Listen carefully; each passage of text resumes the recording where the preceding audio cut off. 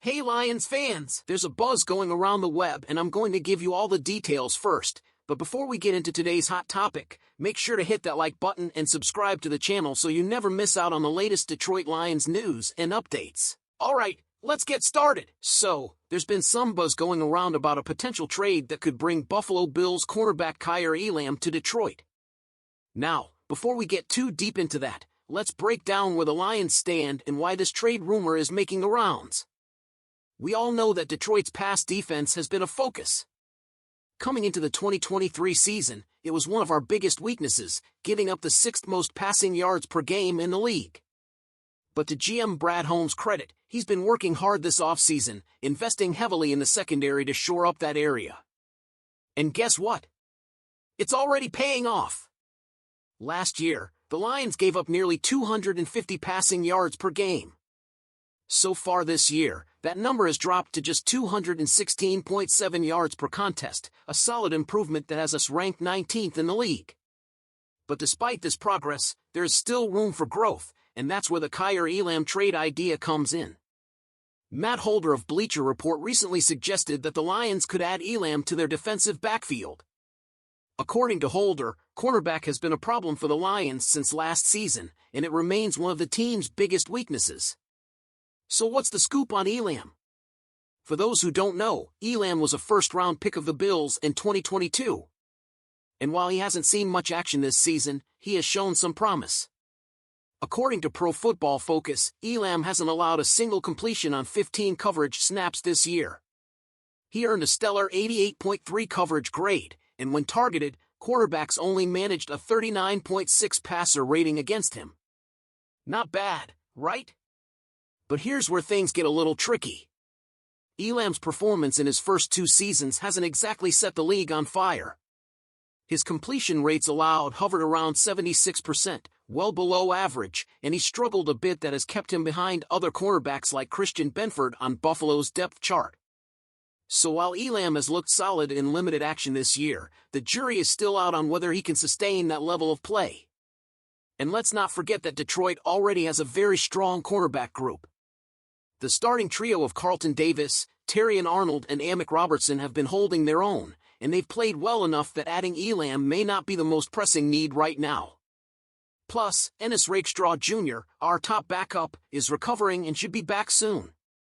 If he returns healthy, our depth in the secondary looks even better. Now, many of you may be thinking, if we're making a trade, shouldn't we be looking for an edge rusher? And you're not wrong. After losing Marcus Davenport for the season, getting someone to pressure the quarterback is definitely a priority. If Holmes is going to pull the trigger on a trade, it will likely be to bolster our pass rush, not necessarily our secondary.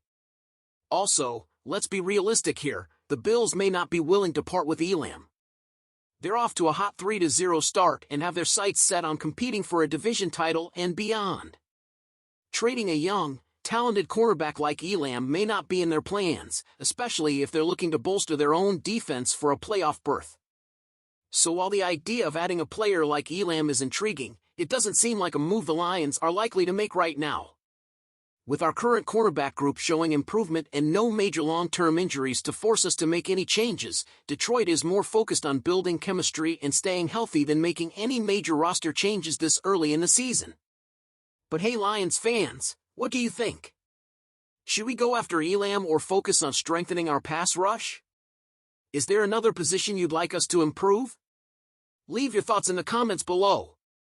Switching gears, as expected, the Detroit Lions' first injury report for Week 4, heading into Monday night's game against the Seattle Seahawks, is a long one. If you watched last Sunday's game against the Arizona Cardinals, it seemed like there was a new injury concern every other play.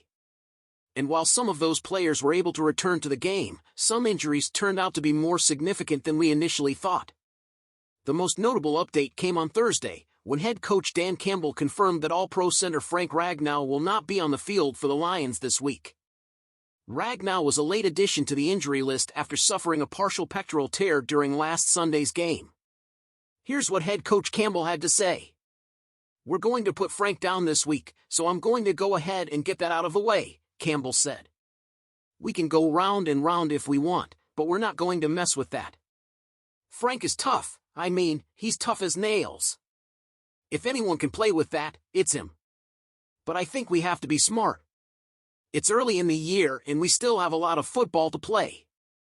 This is a big loss for Detroit, especially with Seattle's aggressive defensive front coming to town. Ragno's presence in the middle of the offensive line has been crucial to both pass protection and the running game. With him out, the Lions could look to move Graham Glasgow back to center or promote Michael Neese from the bench. This will definitely be a situation to monitor before kickoff. Ragnow isn't the only injury concern, though. Let's break down the rest of this loaded injury report. Defensive tackle Alim McNeill, shoulder, safety Brian Branch, concussion, linebacker Alex Anzalone, concussion, and cornerback Ennis Rakestraw, hamstring, all participated in practice. This is a good sign, especially for Anzalone and Rakestraw, who missed last week's game and have been key contributors to the defense when healthy. Tight end Sam Laporta, ankle, was seen working out with a trainer. While that's not ideal, it's better than him sitting out completely. Laporta has been a revelation for this offense, so getting him back to full strength will be crucial, especially against a Seahawks defense that could be vulnerable to tight ends. Safety Ifeatu Melifonwu is still out of practice. He's barely seen the field since final roster cuts and appears likely to miss his fourth straight game to start the season. At this point, there's some debate about whether he should have been placed on IR earlier to free up a roster spot. With Marcus Davenport and Derek Barnes already on IR, the Lions' depth is being tested, and we're only just entering week 4. But there's still some optimism here. McNeill and Branch returning to practice could mean they'll be ready to go on Monday night. And Anzalone's full participation in Thursday's session suggests he may have cleared concussion protocol, which would be a huge boost for the defense. The Seahawks are coming to Ford Field on Monday night, and you know they'll be looking to exploit any weaknesses on the Lions roster. If Ragnow is unable to play, the Lions' offensive line will be under more pressure than ever. Expect the team to rely heavily on quick passes and get the ball out of Jared Goff's hands quickly to counter any passing pressure from Seattle.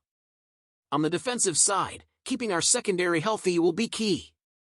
If Branch and Rakestraw can suit up, it will give Detroit a better chance to contend with Seattle's talented receiving core, led by DK Metcalf and Tyler Lockett. It's going to take a team effort to pull off a win with so many injuries, but if we can get some of these guys back on the field, we have a fighting chance. So, Lions fans, what do you think? Do you think the Lions should play it safe with Ragnow and other injured starters, or should they push to get as many back on the field as possible against a strong Seahawks team? Let me know in the comments below. And don't forget to hit the like button if you're excited to see how the Lions battle through this adversity. If you're new here, be sure to subscribe for more in-depth news, analysis, and exclusive content from your favorite team. As always, thanks for watching and go Lions!